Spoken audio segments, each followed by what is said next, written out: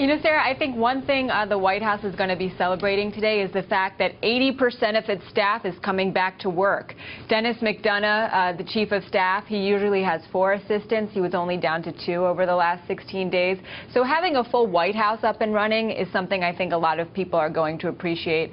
Maybe if the weather's nice, the president can go and play golf this week. But yes, no, they do need to start getting back to work. We have Robert Wolf here in New York. He can't go play golf today.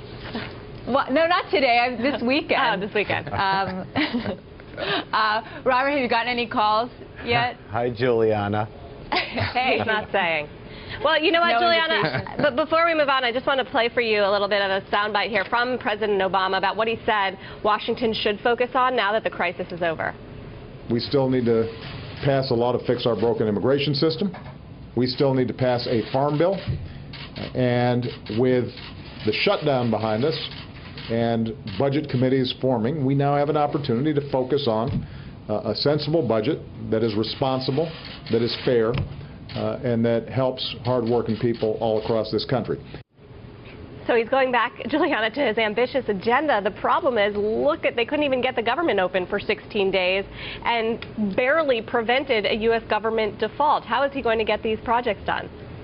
Right. If they can't keep the government open for 16 days, how are they going to get tax reform done? I think one of the biggest things that the president, this White House, needs to turn to now is fixing the rollout of its health care law.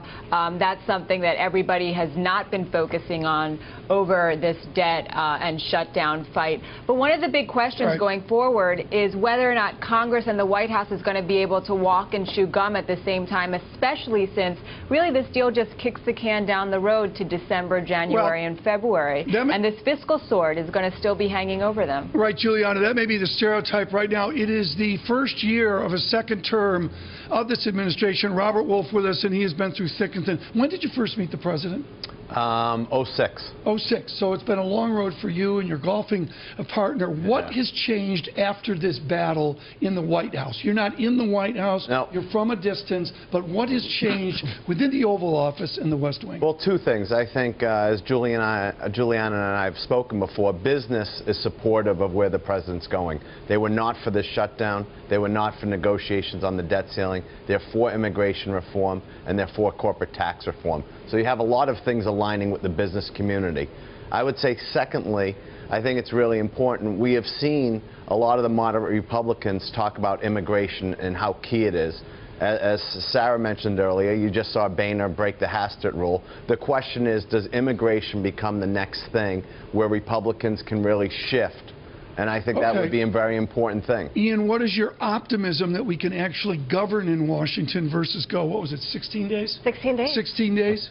Oh, no, my optimism is that despite the fact that we can't govern, that people are still going to be pretty optimistic about U.S. companies, the direction of the U.S. economy, and the rest. I mean, that's my optimism, and that's, in a sense, that's why Congress continues to get a free pass on not governing. I completely agree with Juliana that focusing on rollout of health care, which was the signature piece of legislation that Obama actually passed over the course of 5 years of his presidency, is what he needs to focus on now, and they will indeed do that, and they'll hope to show that, paint that as a win across the country. Then they'll start talking about jobs again. I'd love to see great movement. Yeah, you'd love to see it, but this isn't even over, Juliana. We can't talk about the second-term agenda here without talking about the fact that we have new deadlines on the debt. Days. January days and February 7th for the debt ceiling again. One thing about the sequester that actually plays to possibly a real bipartisan deal is it's mainly about defense.